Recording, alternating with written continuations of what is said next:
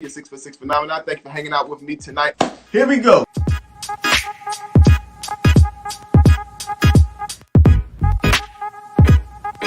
Which member of Migos did not have a verse on their song Bad and Bougie? No idea. Come on. I have no idea. I know the Migos had a song called Tasty. Stir Fry.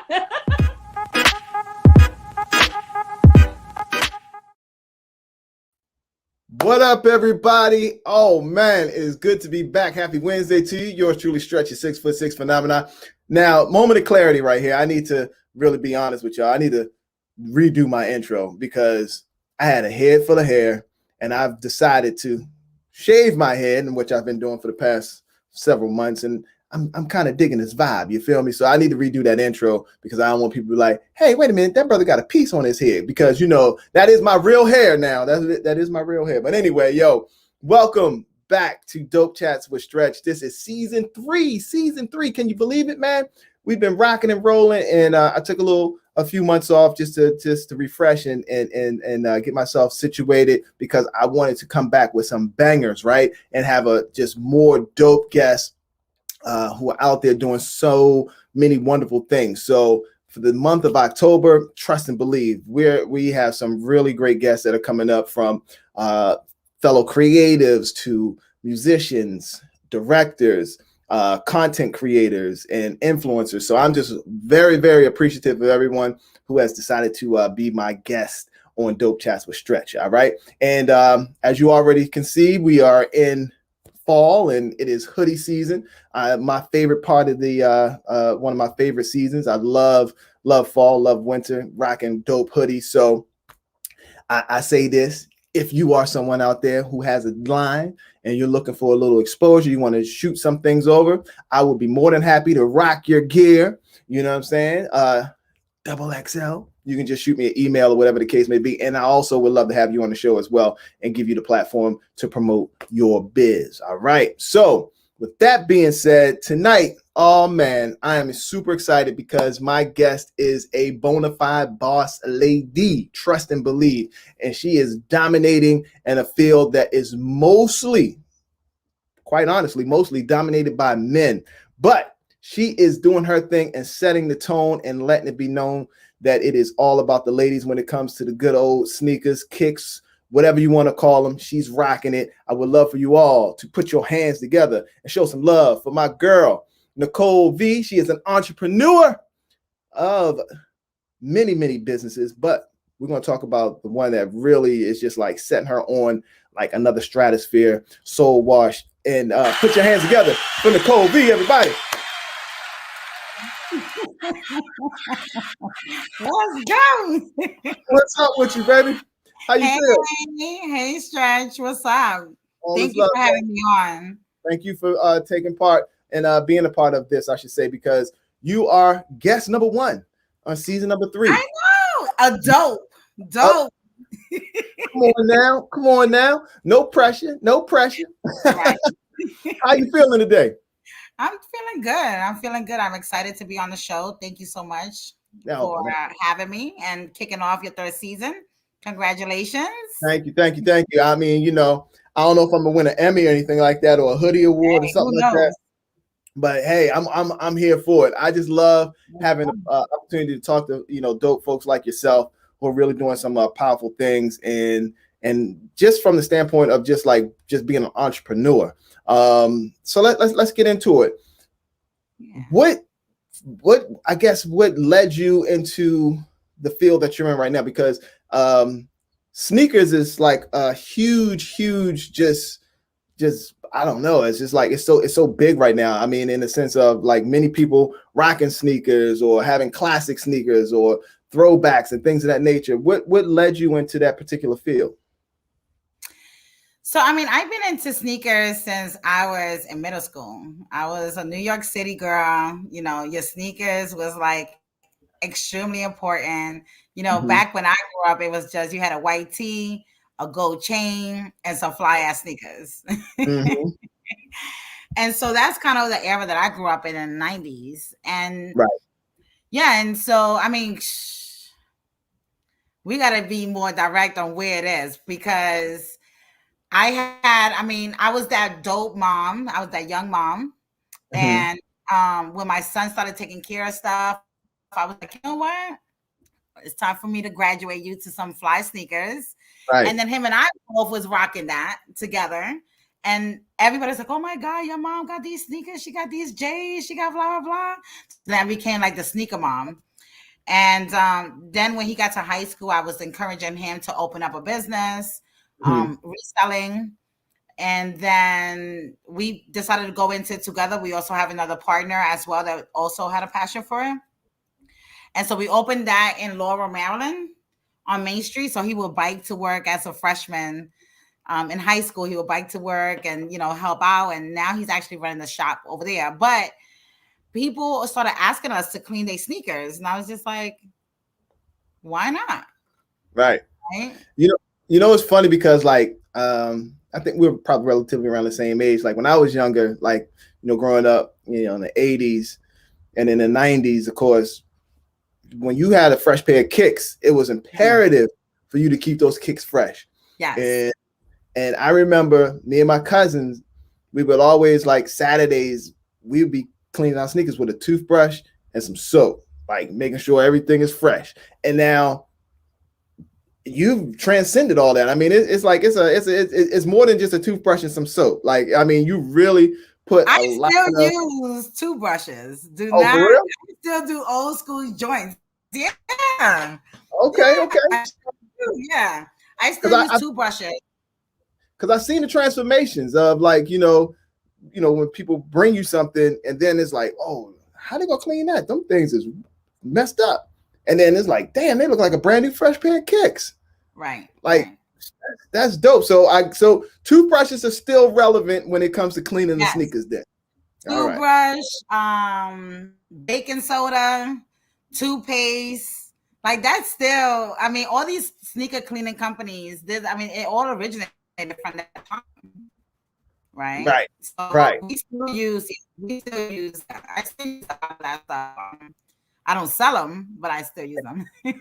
All right, bet. So what you said? So you and your son started the company, or started, you had a boutique shop where you sold or sold sneakers, and then We had a partner. I like and to then always bring him up.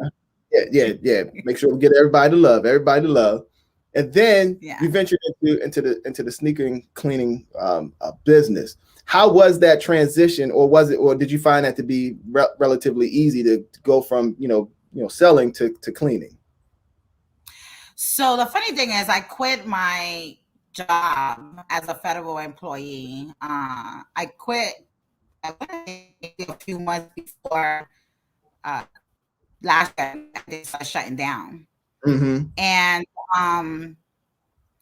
and so I was the only full-time person that was working, and the actual Laurel mayor, we outreach activities at our communities. I bring in a lot of people to just know about the history of sneakers, right? Because it's not just sneakers. There's a lot of history, Black history, a lot of hip hop history that is included in there. So I try to bring people in that way. The mayor was like, why are you guys closed? And I was like, what do you mean? We're closed. Everybody shut down. And I was like, no, your business is essential. It's actually a cleaning business, like laundry cleaning, or, you take your clothes in or whatever. So I was like, oh shit. So at that point, I really had time to really master the craft. Mm-hmm. That's all that I was doing. I was there mostly by myself. We ended up putting a drive-through at the shop in Laurel. So then it was just for me, and it's crazy because my trade is auditing, right? So I get to see the before and then the after, provide recommendations, have a methodology, and that also have transfer now into sneakers. Wow. I mean, yeah, I get to see the before, the after, provide them recommendations, see where the issues have come in and things of that nature. So it's really has led from my professional I guess I'm still in my profession, right? But my professional studies and what I have studied to be, to now to actually applying that to what it is that I love. That's what's up. And I mean, I commend you for that, because a lot of people, especially if you have that nice, good government paying job, it's like that money's good and you get comfortable and you be like, man, but I got other dreams and aspirations that I want to do. But you took a gamble on yourself, and that's what's up, man. Business must be good. Right. That's what's up. That's what's up. So, I mean, as you stated, with it when it comes to sneakers, like it is such a hot commodity, and it is a necessity for folks to have this. I guess, like you said, it's just like going to the cleaners for your clothes. You buying sneakers, that's an investment. It is an investment.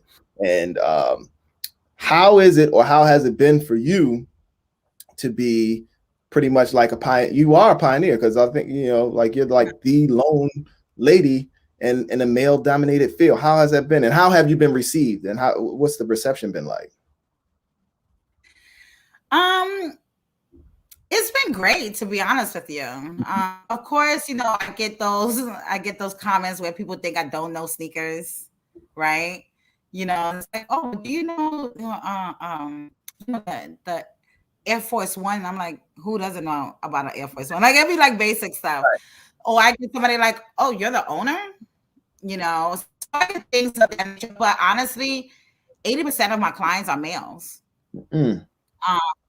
And so that's really has been who have been like completely like supporting, my movement, and supporting the fact that I know of the only female in the world. Because I follow accounts in Africa, South America, Central America. And it is a male dominated world. I'm comfortable in it. Right. And I feel like for me, I think it is the fact that I was kind of somewhat of a tomboy, and then in the federal government has really prepared me for that as well, because where I was at, it was a lot of males. So then when I came to, I was the only female sitting at the table, not in the room, but sitting at the table. And so going into sneakers, it was just like, but I found that once I opened a store here in Capitol Hill in Southeast, that I was like, maybe I'm kind of like not really recognizing the movement that I'm actually putting forth. Right. And being able to celebrate that, and being able to be like, yeah, hey, so I am the only female, and there's females that are cleaning, but not to my level, not having a storefront, right, not having multiple locations. But there are a lot of females that are actually providing, cleaning and restoration services. That's what's up.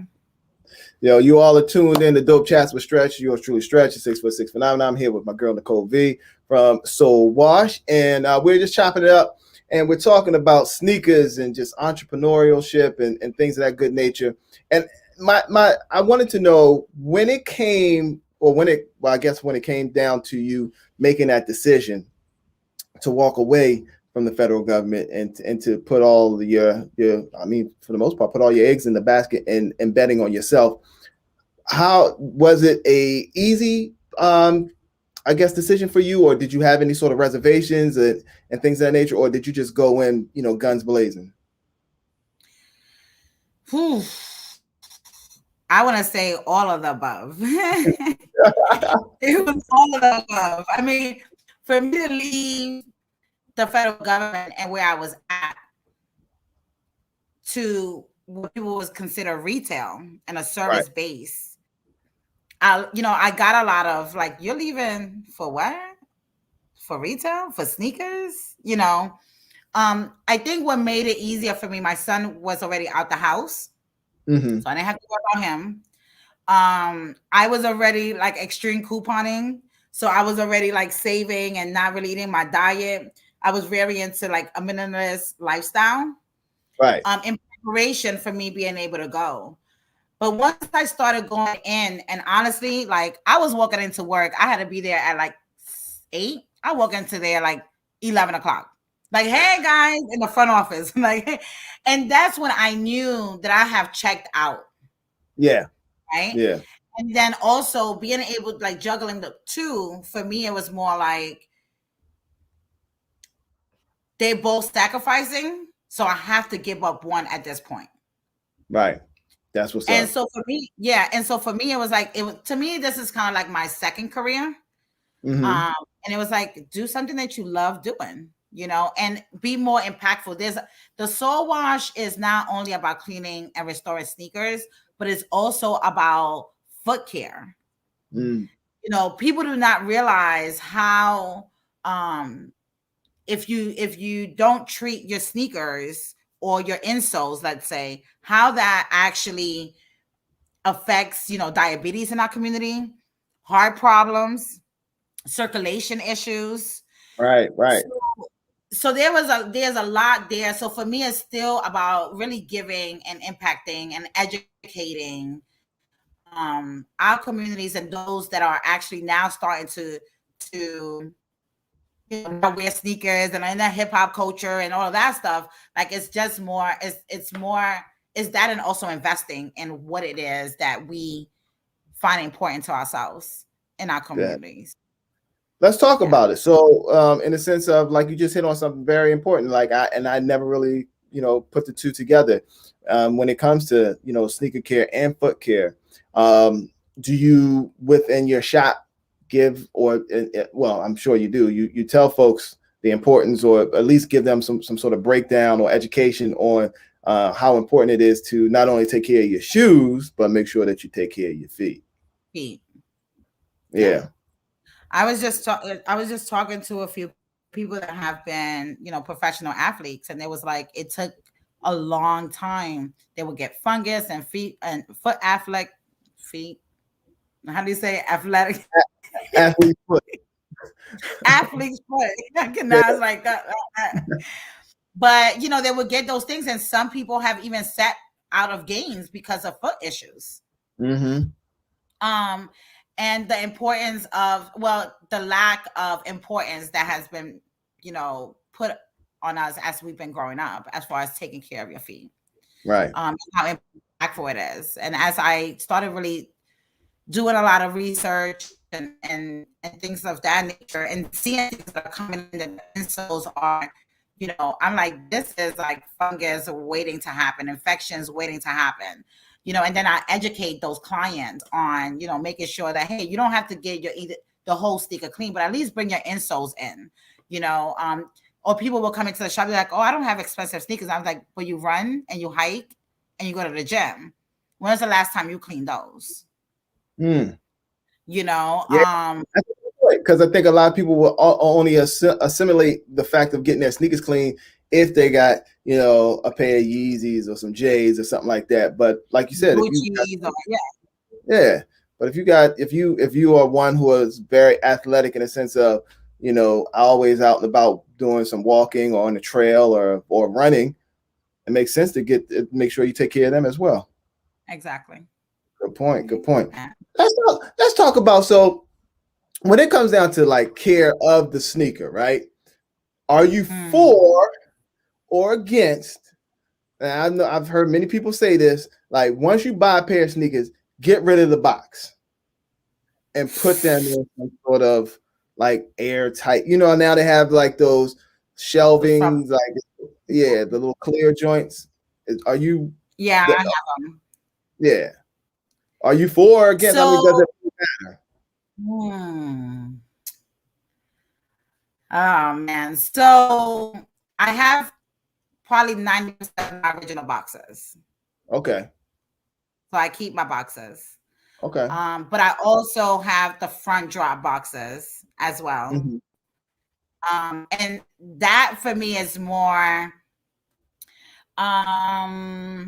so that I can see what sneakers I have, because I have so many of them. Okay. And also to preserve my sneaker boxes, because I used to have them stacked up on top of each other.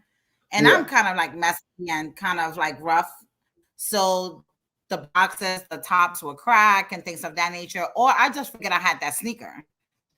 So for me, having the drop, and I have one, But yeah, having the front drop boxes is also for me to like see what I have so that I could keep all of them in rotation. I wear all of my sneakers.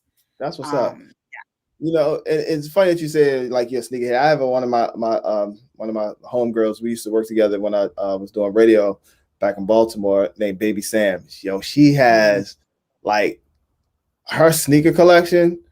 She puts. I'm crazy. like, damn. I'm like, damn. You're like, she put dudes to shame. And I'm like, golly. I think she got every Air Force One known to mankind. You know, or even the Air Maxes. I'm just like, come on. But I and it's funny because I always envision me getting like those drop boxes, right? Because I think they're dope, but I can't find them in my size. You know, it's like when you try to go. I'm a 14. Yeah, you just get the extra large ones. Oh, I'll help you out. all right. Because every time I look for them online, it says only up to it goes 11, 12, 13. And then I don't want like the shoe to be like hanging out the thing. You know what I mean? Mm-hmm. Yeah. Yeah. No, But they have the extra large. I think it goes to size 15 or okay. 17. I'll check for you. All right. Yeah. Good looking out. Good looking out. So when it comes to like sneakers, and we talked about sneakers and like hip hop, sneakers and hip hop are like they go together like a hand in a glove. I mean, of course, we all know. I mean, Run DMC definitely put that joint on lock when they brought out, you know, my Adidas, Yeah. or you know, even when you know Slick Rick and Dougie Fresh was rapping about their Bally's, although they're not really sneakers, but it's like. Yeah, well, they are, right? Aren't they really? Aren't Bally's are sneakers? They're sneakers. They're just not athletic sneakers. Yeah, They're more considered to designers. They're more on the yeah. designer side. Mm-hmm. But they put everything on Front Street, so where you know it was like a perfect marriage.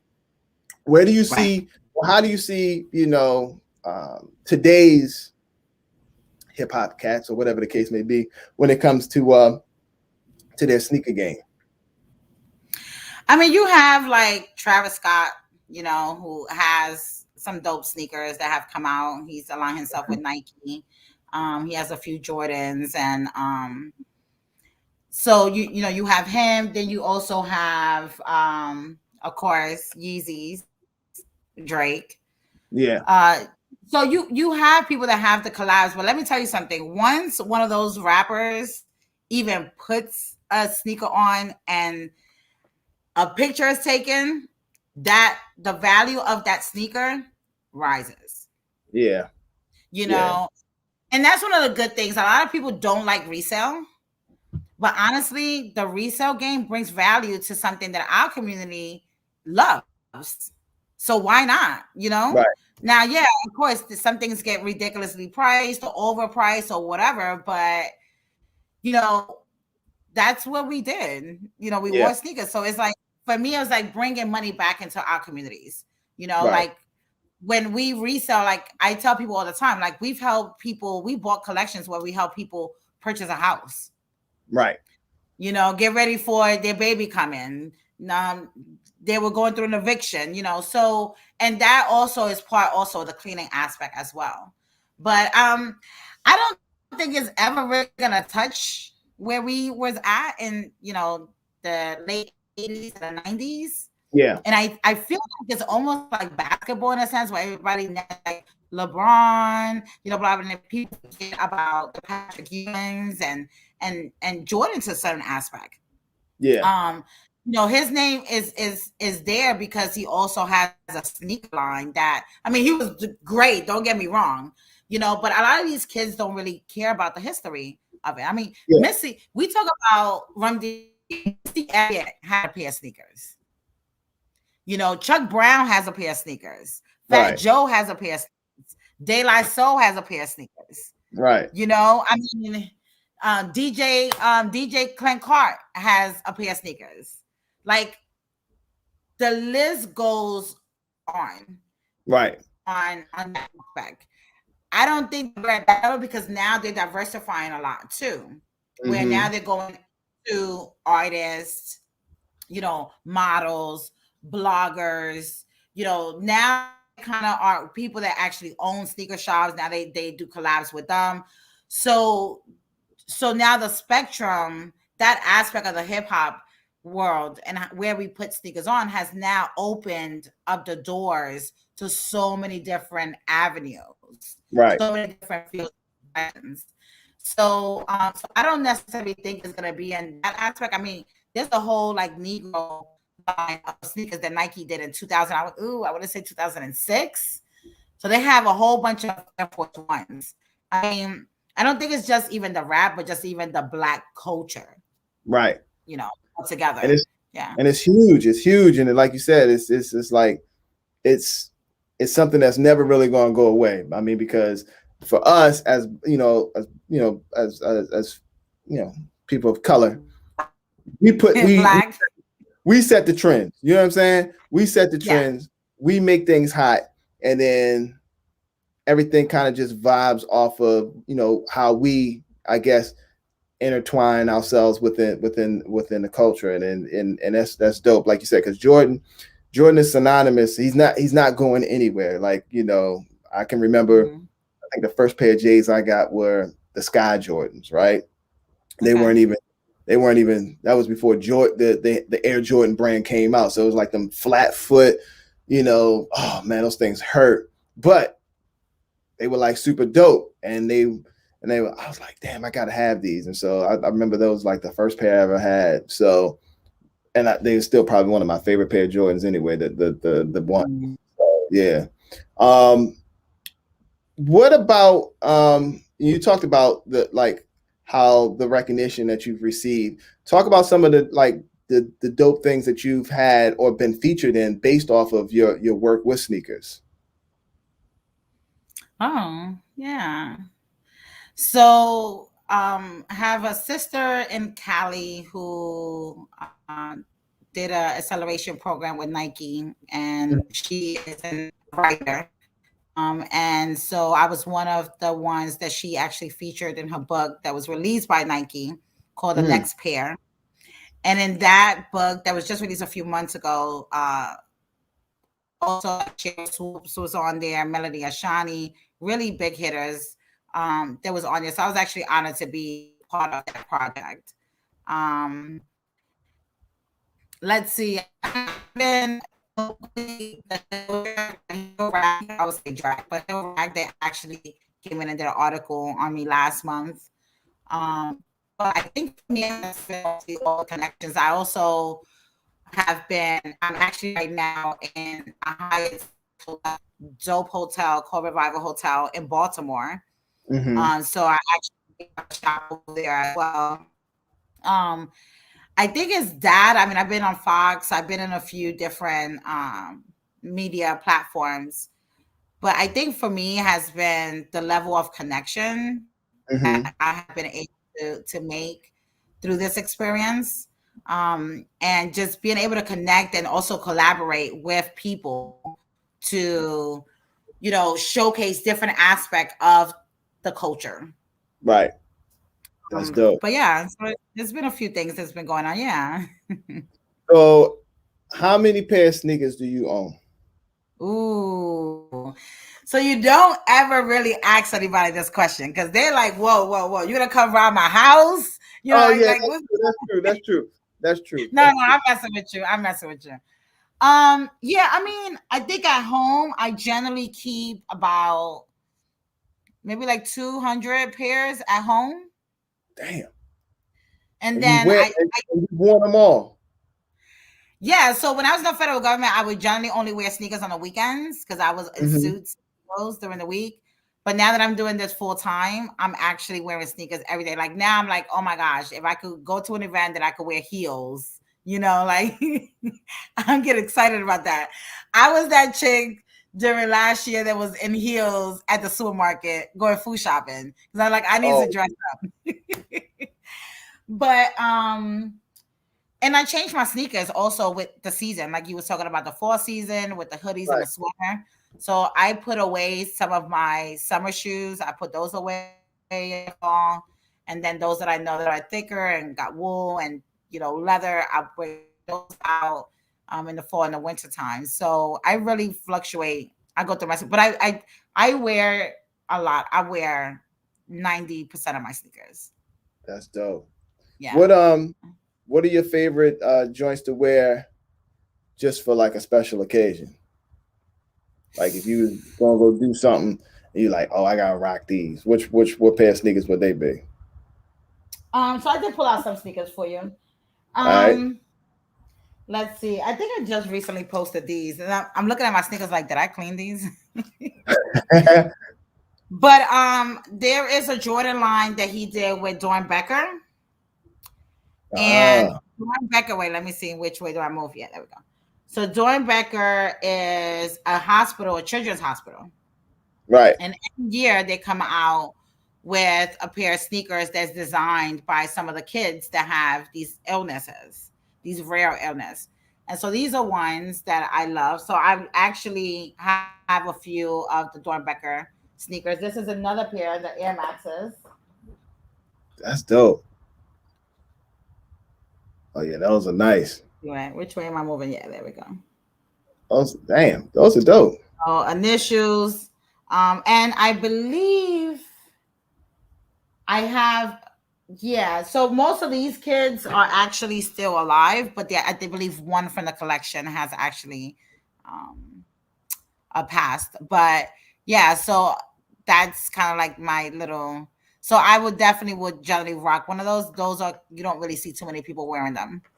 Oh yeah, that's nice. And I mean, it's a good cause, and definitely puts things on into perspective. And those sneakers were nice. And Yeah. it's good. It's good you got a small foot. See, that's Bigfoot, folks. We can't never get nothing dope like that, man. That's messed up. That used to be the case. Now, because Yeah, there's so many people that are interested in the sneaker culture, that now, I mean, even small feet is hard to get. Like before, right, it was like, oh, if you had small feet, it would be cheaper. right. But now it's like, yeah, no, the resale has, yeah, Man, yeah. let me, back in the day, it was so messed up because I remember, in high school in the 90s, I always was like, oh, yo, I want to get these. Those were fresh. Those were dope. But then it's like, oh, we stop at a 12 or we stop at a 13. And then I was like forced to go in that godforsaken East Bay magazine and try to find sneakers. And I was East like, Base was the shit, though. East Base was the shit. but they would never have all the joints because I like the ACGs. I used to love me some ACGs. Mm. Man, they was like, oh, we don't have them in your size. I used to get so upset. Then I was like, okay, more and more people are having big babies, and more people are having a big foot.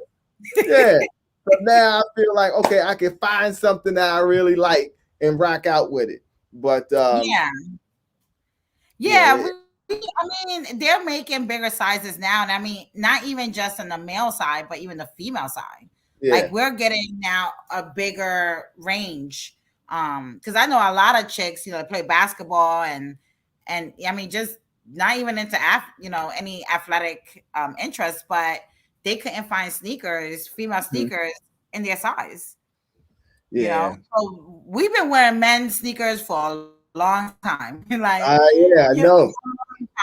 yeah, and so now Yeah. they're doing more women release sneakers, which is really, really dope. And then men are also interested in those too. But the range of women and men's sizes have now um is not as uncommon, you Right. know, as uncommon. So with you being an entrepreneur in a very male dominated field, what advice would you give to um, some young women out there who may want to follow in your footsteps or just want to just follow the blueprint of what you've done? What advice would you give them? Oof. Ask me the question again. I gotta really think about that. It's so me, not like a just one response. It's Right, right, me. right. Well, I was gonna say again, like, what advice would you give a young lady um, who may be watching this or listening to this, and she wants to may not necessarily get into the field that you've done or that you're in, but she just wants to get a good understanding of the blueprint of how you were able to soar in a male dominated field. Like, what advice would you give them from an entrepreneurial perspective? Yeah, I think for me, the best thing is like to really believe in what it is that you are going for. You Right. have to really stand strong on what it is that you go for. And even though that you are a female in a male dominated role, it's okay to get advice from males, right? Mm-hmm. It's okay to discuss and get have mentors. A lot of my mentors are males. I don't really Mm-hmm. have in just in general in my whole professional and now my entrepreneur field, I don't have male mentors. I mean, female mentors. Most of them are males, and it's okay. So for me, I do feel like you have to remove gender out of out of everything so that you're not just fixated on just that and just like, hey, this is the field that I want to get into, and Right. screw what gender it is. You'll get into Right. that on. Um, just stay focused on what what it is that you're trying to do, and make sure you have a niche. That's a Mm-hmm. lot of things, like everybody has t-shirts, everybody, what makes yours stand out. And definitely know the history and recognize that it is a male dominant. Like I see people that are going into like for my field, the sneaker world, and Mm-hmm. they don't know pioneers of the past, because they're only fixated on the female pioneers. And it's like that's cool, but we've had males that have allowed us and have opened the doors for us to also be here and highlight it and support it and shouted us out. So I think that you do have to really remove gender to a certain Mm-hmm. aspect initially, and just go in and get the advice that you can from whoever is actually leading that path forward. And then later Right. on you will be able um to deal with those gender specific issues at a later time, but not in the beginning. Bet. All right. Solid. That's good advice. Good advice. All right. It's the weekend, right? You hanging out. You about to Uh-uh. throw on you about to throw on, your favorite pair of sneakers. I want to know what pair of sneakers are you rocking, and what hip hop track are you rocking with those sneakers? You just chilling. You ain't even step outside yet, but you about to step outside. And when you step outside, everybody gonna be like, "Oh, damn, there she go." So I have my regular. I have a few pairs that I have duplicates and triples of. Mm-hmm. Um, so I might rock, the black cement threes as one of my go-tos. I might rock Carmine's, sixes, Jordans. Generally, it's mostly Jordans, Mm-hmm. um, and or a pair of ones, and then as for music, because I have my Spanish aspect of me, so Mm-hmm. that's that thing. So I might rock, I might start listening to some Spanish rappers, or I'm kind of old school. Like I like Nice and Smooth. Um, Okay. I like Onyx, Keras One, you Right. know. So that's kind of my kind of. I feel bad because sometimes I'm like, there's some rap songs now, and I'm like, who's that? Who? You know. Don't feel bad. We all in the same game. You know what I'm I'm saying? like, yo, am I really stuck in the 70s? Like, am I, Mm-hmm. of course, I have Biggie, Little Kim for me, actually during that time, like her first album. There's a few songs in there that never really made it to the radio like that, um, that I love. Yeah, like Foxy Brown, Jay-Z, but the old shit, the old Yeah. stuff. Yeah. I can dig I it. gave you like a whole bunch of stuff because that's literally, I'm one of those that never let the song finish. Right. When we go to the beat, I'm like, oh, let me hit the next song. Let me go in the next joint. People are like, Carol, can you stop playing DJ? So Yeah. that's how my car ride goes. Well, what would you be rocking next week? Because it's gonna be a real dope versus is KRS-One against Big Daddy Kane. That's gonna be dope. That's sick. Yeah. I remember Big Daddy Kane used to be in Spanish Harlem in New York, and you used to see them like, and it was just like, like regular people. Now is, that whole famous thing is all so hyped now. And even then, they were such legends, and, Yeah. not necessarily unappreciated it, but we didn't know that this was actually being developed. Um, I don't know, because usually when the verses is on, I'm kind of like sipping and chilling, you Okay. know. I could. Yeah, I'm just kind of chilling. So I'm not sure. Maybe I need to start connecting those two things. Like, Yeah, okay, let me yeah. You got to coordinate. You got to coordinate. make some memories of this more than just COVID was the start of all this. But yeah. Yeah. Oh, you that's why you from Spanish Harlem? I am. I'm from Spanish. I'm Puerto Rican. Yeah, that's where my From mom is Puerto from. Rico. Yeah. Who? That's where my mother's from. Oh, okay. Where? Do you know? Don't give me the line. 100 and something. Way up Oh, top. right. You know what I'm Yeah. saying? So 116th Street, 116th Street, La Maqueta. And then I came here over like 23 years ago and been out here since. Yeah. That's what's up. But I That's saw that what's you up. went to Puerto Rico. Mm-hmm. Yeah. Yeah, we I gotta love. talk about that. Yeah. I love me some Puerto Rico, man. I love it. Yeah. Yeah. But yeah, we'll wrap on that. Here we go. This is my favorite part of the night. This little game that we like to call questions from the hat. Questions from the hat. You know what I'm saying? So I have some questions in here, just some random joints. You haven't seen them. I haven't told you about them. So we're just gonna ask. Yes, we did not talk about this. No, we ain't talking about them. But don't worry, they ain't gonna put you on the spot. All right. Oh, this is a good one. Rank in order from your fave to your least. Reebok, Adidas, Nike, Pumas, or Asics.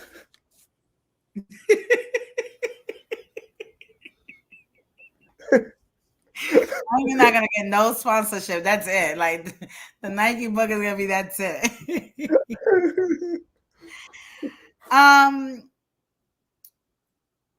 Well, I'll tell you, Reeboks in the 90s for me was everything. Like the salt and pepper days, and I used to switch them. I mean, I went through classics. I just recently bought a new pair of classics. Yeah. With the scrunchy socks? Yeah. So Reeboks would have been hitting then.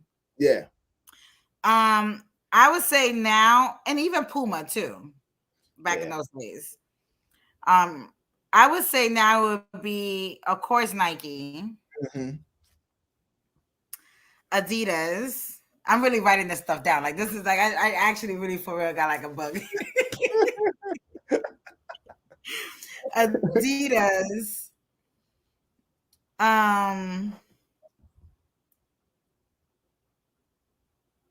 Oh, I might get hit on this one, but I'm gonna say Puma. Okay. And you know why? Actually, now too, Puma has done a lot of collabs as well as Reeboks with women, and regular people, right? Like regular chicks, not like some famous people, women as well as the Black culture, Black history. So they've done a lot. Like the Nike Black History Month line has sucked for years now. I'm like, who's in this designing team?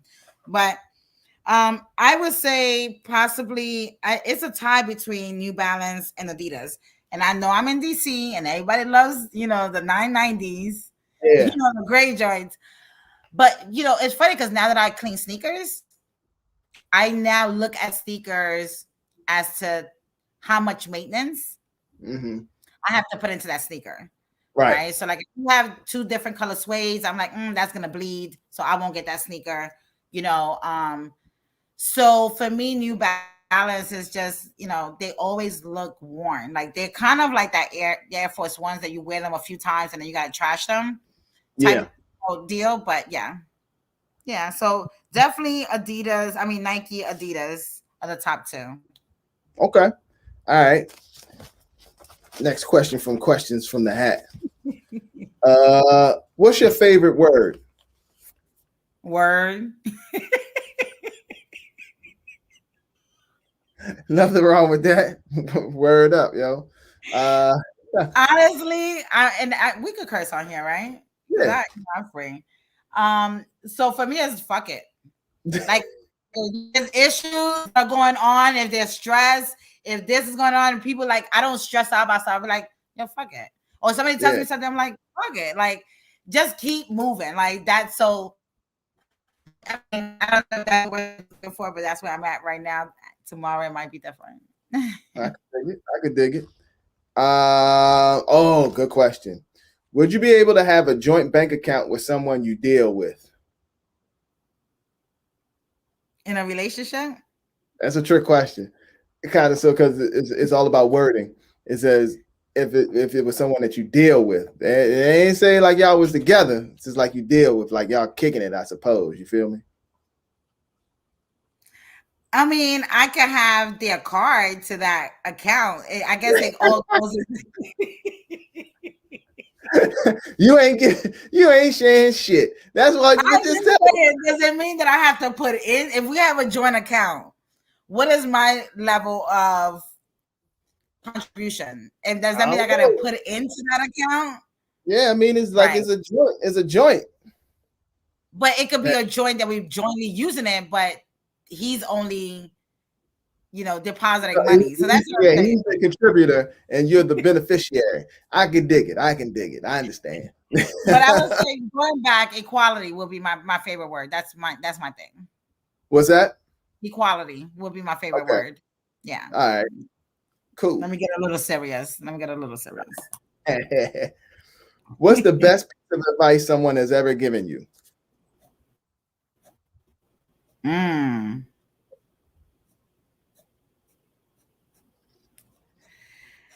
Not to suppress myself and who I am and my personality to Mm-hmm. make someone else or my business comfortable. I can dig that. I can dig that. That's dope. That's dope. All right. And we're going to go out with a bang. What age should they cut off older folks from driving? That's a banger. Don't you hate when they be like in convertibles? It's a dope, expensive freaking car and they driving slow. I'm like, Oh, man. oh, my goal is to have a driver by the time I get to that age.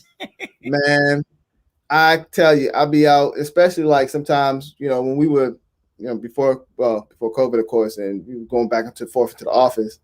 Like my office is in Rockville, and out there ain't nothing but a bunch of old people. And it's the old people that don't look at their rearview mirror, they do this. And I'm like, yo, what are you doing? The car is swerving. So, if it was me, I would say 65. You can't drive after 65. 65. I know some fly 65-year-olds. I know some 65-year-olds that are flyer than some 25-year-olds, for real. All right, I say I 75. Yeah. That's 10 years. Because, at that point, things I'll be like, man, you got to get off the road. Especially if they like that short. If you drive by and you see somebody like this and they doing this, get the hell out their way. Because I guarantee you, they ain't going to see you. They're not going to see you. Old folks are so funny. And the thing is, they don't care. They do not care. They will stop in the middle of the road, make a left, make a right, swirl. And it's like, they don't even do like, yo, my bad, sorry. No. Nah, they'll cuss at you like you at fault. They be like, you ain't see me, mother. Yeah, I love it. Okay. Got too much character. Oh, man, without a doubt. Well, Nichole, I want to thank you again for being guest number 1 on season 3, premiere episode of Dope Chats with Stretch. Oh, man, wonderful. Yeah, three, wonderful time. And with that being said, for everybody out there who's watching or who's listening, if they want to patronize your business, the floor is yours. Tell them everything that they need to know on how they can get down and get the dopeness. Yeah. So definitely follow us on social media. It's Soul Wash, SOLE Wash .co. And we are also, you can find us, Soul Wash W on the internet, on Facebook. But yeah, we're actually located in the Capitol Hill area on 8th Street here in DC. We are also in Laurel, Maryland, and Baltimore at Revival. We also have a drop-off location at Union Market as well with the gift shop right now. And so yeah, we clean sneakers, deodorize sneakers. We restore sneakers, we repaint them. It's also an aspect of upcycling as well, and being kind to the earth. And also the foot care aspect of it as well. Um, and just really just reinvesting in what we have invested in, you know. And so yeah, so finance. And then my personal, as you see on the screen, my personal page, I do a lot of like social and gender and racial posts that are related to, or topics that are related to my posts. So a lot of the posts on my personal page, there's actually a meaning behind it. So I use sneakers to communicate that out. We also take in a lot of donation sneakers as well. We give out to our street family. We also give out to the kids. So anybody that comes in, I'm like, hey, you know what size are you? But also one of the things that we're doing now is giving donated sneakers to the art community. So they use sneakers to recreate it into this. Or I have a dope sister that does clay sneakers, and she actually needs a sneaker for that. So please, if you have sneakers that you are going to trash or anything like that, donate it to any of our locations. But yeah, thank you so much for having me. Oh, the pleasure is all mine. And, we're going to connect because I got sneakers that I need to bring to you. Yes. And I wish I would have known, man, because I had me some, man. Don't get me started on some Jordans because, after a while, they fall apart. And so I wish I would have known because I actually threw them away. Don't throw them away. And we retire sneakers too. So, I mean, again, like I said, I use sneakers and repurpose them in so many other ways that is not just the wearable aspect of it. A lot of times it's just the storytelling and reminiscing and that type of aspect. And we actually do have a few exhibits that we promote throughout the year that we create to just, just being like, hey, just come over and talk shit. Let's talk about the culture and where we was at, kind of like what music does. Right. Yeah. It's a marriage, that will live to the test of time. And, it's funny, and I'm gonna let you go after this. I was just noticing, I saw something came up. They got a pop-up sneaker museum in Colombia. In Colombia. Have you checked it out? I have not checked it out yet. And they did reach out to us. We need to make it out there. And then this weekend is actually a big sneaker event also that is going on in Baltimore called the Sneaker Exhibit. Yep. Yeah, so I was just talking to the operating manager at the shop, and she was like, we need to make it over there and take pictures. So yeah, that is on the list to do. I'm right now, like, for real, I'm like going and going and going. So I feel bad that I haven't made it. I believe my partners at the Laura location have, but I definitely will be there soon. All right, bet. That's what's up. Well, again, Nichole, thank you for your time. Thank you for this great conversation. It was I enjoyed myself. Hopefully you enjoyed yourself as well. Yeah. Make sure y'all show her some love. Be sure to, if you need to get your sneakers cleaned, or if you just want to just chop it up with her, make sure you slide on over there, Capitol Hill, Soul Wash. Great location. Very, very, y'all got everything over there. I mean, there's a lot of great, niche sort of spots next to you as well. And it's super dope. Great vibe over there. So make sure y'all slide on over there. Be sure to follow her on Instagram at Rican Power Girl, or also you can follow them on Instagram at Soul Wash. We'll be back next week with another dope episode of Dope Chats. Until then, y'all be one. And hey, peace. Thank you, Nichole. Thank you.